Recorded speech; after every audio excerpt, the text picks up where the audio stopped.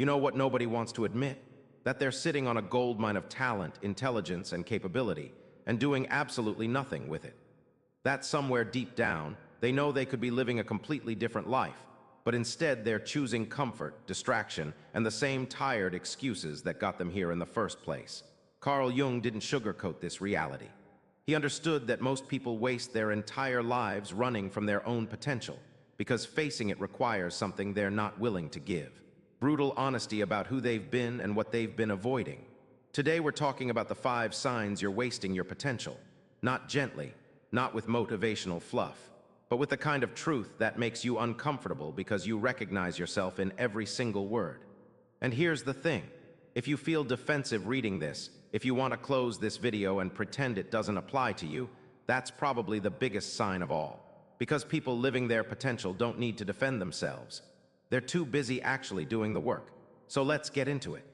5 brutal truths about wasted potential, straight from Jungian psychology, and what you can actually do about each one before another year disappears and you're still exactly where you are right now. Sign number 1, you know exactly what you should be doing, but you're not doing it. Let's start with the most obvious one that everyone pretends is complicated. You already know what you need to do. You know you should be working on that business idea. You know you should be developing that skill. You know you should be having that difficult conversation. You know you should be creating instead of consuming. But here you are, day after day, doing everything except the thing that would actually change your life. This isn't about lacking information. You don't need another course, another book, another podcast telling you what successful people do. You already know. What you're experiencing is what Jung called resistance from the shadow, the part of your psyche that's terrified of change, because change means facing everything you've been avoiding about yourself. Think about it. When Elon Musk was working on SpaceX, everyone told him he'd fail. The rational thing would have been to play it safe, keep his money, avoid the risk. But he didn't need more information about whether it was possible. He just did it. And yeah, he's an extreme example, but the principle applies to you too. You don't start writing because you're afraid it won't be good enough. You don't launch the project because you're scared of judgment. You don't have the conversation because you're worried about conflict. So instead, you scroll, you research, you plan, you optimize, you do everything that feels like progress but requires nothing from you psychologically. Here's what you need to understand. Your resistance is not protecting you from failure. It's guaranteeing it. Because every day you don't do the thing you know you should do, you're reinforcing the neural pathway that says you're the kind of person who doesn't follow through. You're not building safety, you're building a prison. Try this starting tomorrow. Write down the one thing you've been avoiding. Just one, not 10 things. One, the thing that makes your stomach tighten when you think about it. Then do it for 15 minutes. Not perfectly, not completely. Just 15 minutes of actual action instead of planning or researching or optimizing. Do that every single day for a week and watch what happens. You'll either discover it wasn't as hard as you thought, or you'll uncover the real psychological barrier you've been hiding from. Either way, you win. Remember, potential isn't wasted because you fail. It's wasted because you never try. Sign number 2, you're constantly busy but never productive. Here's a fun question. What did you actually accomplish yesterday? Not what did you do. What did you accomplish that moved your life forward in a meaningful way? Most people can't answer this. They were busy all day. They checked emails, attended meetings, scrolled through social media, watched videos, had conversations, made plans. But at the end of the day, nothing actually changed. This is what Jung would call identification with the persona. You're so focused on appearing productive, on maintaining the image of someone who's busy and important and in demand, that you've completely lost touch with whether any of that busyness serves your actual development. You're performing productivity instead of being productive. Look at someone like Kobe Bryant. The guy was obsessed with efficiency. He didn't just work hard, he worked on the right things. He didn't confuse activity with achievement. Every practice had a purpose. Every shot had intention. He wasn't trying to look busy, he was trying to get better. But most people are terrified of real productivity because real productivity exposes whether you're actually capable of what you claim. It's safer to be busy. Busy gives you an excuse. Busy lets you say, I would have succeeded if I had more time. But you have the same 24 hours as everyone else. You're just using them to avoid the work that matters. This happens because you're afraid of prioritization. Prioritization means saying no. It means admitting that some things matter more than others. It means accepting that you can't do everything, which means accepting your limitations, which means facing the gap between who you are and who you pretend to be. Here's the brutal truth. Your busy schedule is a defense mechanism. It's how you avoid the vulnerability of actually trying and possibly failing. Because if you're always busy with other things, you never have to find out if you're good enough to do the thing that scares you. Starting today, try this. At the end of each day, write down one thing you accomplished that brought you closer to your actual goals. Not tasks you completed, not emails you answered. One meaningful action that required you to grow, create, or face something difficult. If you can't identify one, you wasted that day. Do this for a week, and you'll see exactly how much of your busyness is just elaborate avoidance. Remember, being busy is easy. Being productive requires courage. Sign number 3. You surround yourself with people who don't challenge you. Pay attention to who you spend time with, not who you follow on social media. Who you actually talk to, confide in, spend your evenings with. Are they people who push you to grow? Who call you out when you're making excuses? Who hold you to a higher standard than you hold yourself? Or are they people who validate your limitations? Who agree that your circumstances are uniquely difficult? Who never question whether you're actually doing enough? Jung understood that we choose our social environment based on what we're willing to face about ourselves. If you surround yourself with people who are comfortable with mediocrity, you get to stay comfortable too. If you surround yourself with people who challenge you, who are doing things you admire, who refuse to let you hide behind excuses, you're forced to either grow or leave. Think about LeBron James. The guy surrounds himself with trainers, coaches, nutritionists, mental performance experts, people whose entire job is to tell him what he's doing wrong and how to improve. He doesn't need friends who make him feel good about his current level. He needs people who push him past it. But you probably avoid people who make you uncomfortable. You ghost the friend who asked why you're still at the job you hate. You distance yourself from anyone doing better than you because their success makes you feel inadequate. You spend your time with people who won't question your excuses because deep down, you need those excuses to stay intact. This is projection at its finest.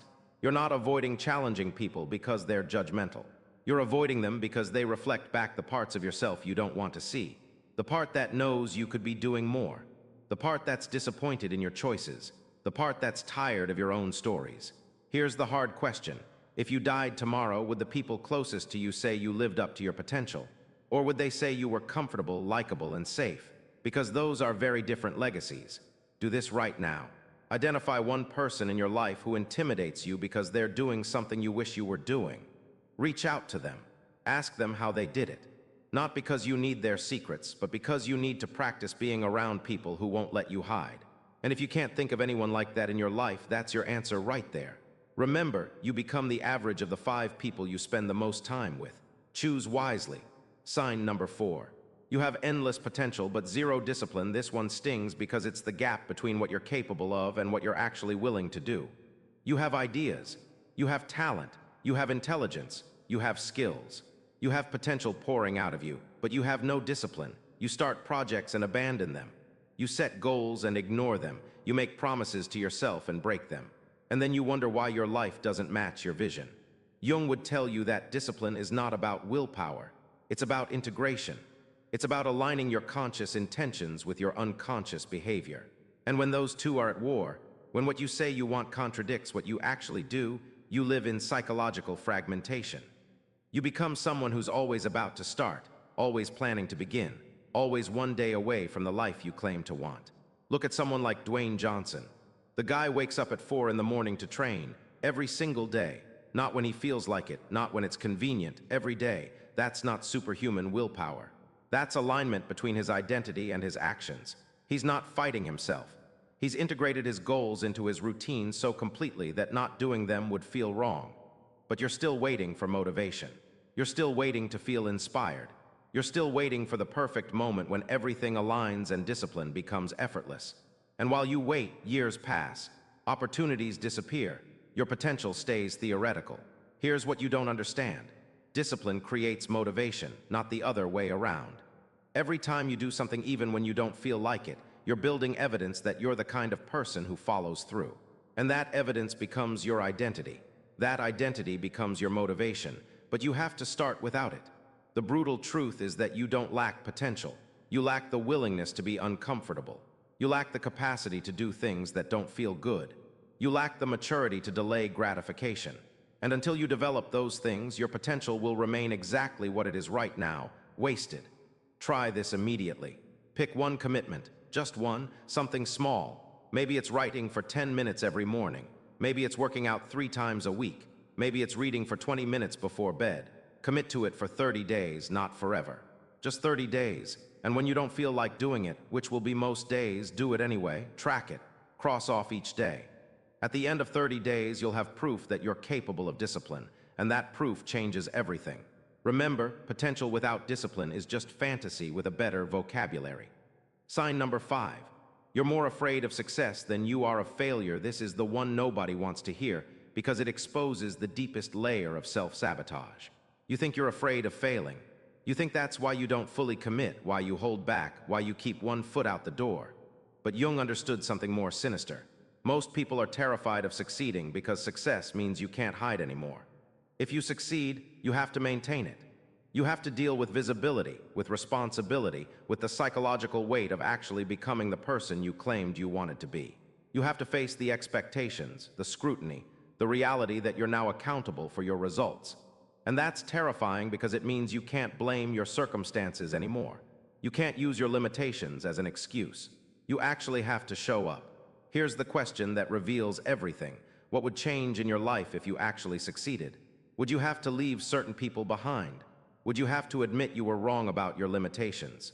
Would you have to face the parts of yourself you've been avoiding? Most people realize that success would destroy the identity they've been hiding behind, and they choose the identity over the growth. Do this exercise tonight. Imagine yourself 1 year from now having achieved everything you claim to want. Write down what scares you about that version of yourself. What responsibilities come with it? What relationships might change?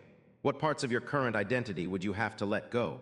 Be honest, because those fears are what's actually holding you back, and until you face them, you'll keep sabotaging yourself right before the breakthrough. Remember, you don't rise to the level of your goals. You fall to the level of your identity. And if your identity is built on being someone with unrealized potential, you'll unconsciously make sure it stays unrealized. So here we are. 5 signs you're wasting your potential. You know what to do, but you're not doing it. You're busy, but not productive. You surround yourself with people who don't challenge you. You have potential, but no discipline. And you're more afraid of success than failure. The question is, what are you going to do about it? Because reading this changes nothing. Agreeing with it changes nothing. Feeling bad about it changes nothing.